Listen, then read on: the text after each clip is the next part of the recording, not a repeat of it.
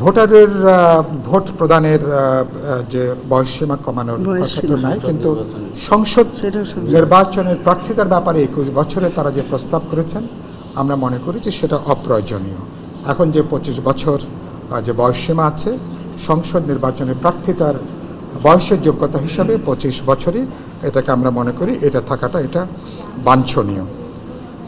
আর আমরা গুরুত্বপূর্ণ হচ্ছে যেটা যে একই ব্যক্তি তিনি তাদের প্রস্তাবে যেটা ছিল আমরা সেখানে বলেছি যে তিনি প্রধানমন্ত্রী বা যিনি হবেন তিনি একই সাথে সংসদের নেতাও তিনি থাকতে পারেন, কিন্তু দলীয় প্রধানের থাকার ব্যাপারটাকে আমরা একমত হইনি। এই ব্যাপারে আমরা আংশিক একমত আমরা পোষণ করেছি। আমাদের যুক্তিটা হচ্ছে দল তো প্রথমে তার সংসদ নেতা আগে নির্বাচন করে, সংসদের সংখ্যাগরিষ্ঠ দলের তিনি হন সংসদ নেতা, সংসদ নেতাই পরবর্তীকালে তিনি বলতে পারেন প্রধানমন্ত্রীর দায়িত্ব তিনি গ্রহণ করেন।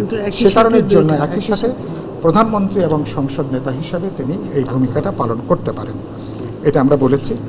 সংবিধানের 70 অনুচ্ছেদ যেটা নিয়ে আমাদের বহু পুরনো বিতর্ক, আমাদের দীর্ঘ সমালোচনা ছিল, আমরা মনে করেছি যে এটার আস্থা অনাস্থা ভোটের ব্যাপারে আর অর্থ বিল ছাড়া বাকি প্রশ্নগুলো সম্পর্কে সংসদ সদস্যরা স্বাধীনভাবে তারা মতামত প্রদান এবং তারা ভূমিকা পালন করতে পারবেন, সেভাবে সংশোধনীটা হওয়া দরকার।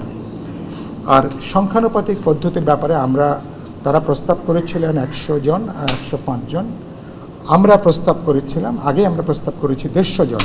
আমাদের আপার হাউস যেটা হবে, আপার হাউসে 150 জন সেখানে সদস্য থাকবেন এবং এই উচ্চকক্ষের সদস্যরা দলগুলোর সারা দেশে তাদের প্রতিটা দলের প্রাপ্ত যে ভোট সেই ভোটের সংখ্যানুপাতিক হারে আপার হাউসের উচ্চকক্ষের তাদের যারা সদস্য হবেন সেভাবে তারা ইলেক্টেড তারা হবেন।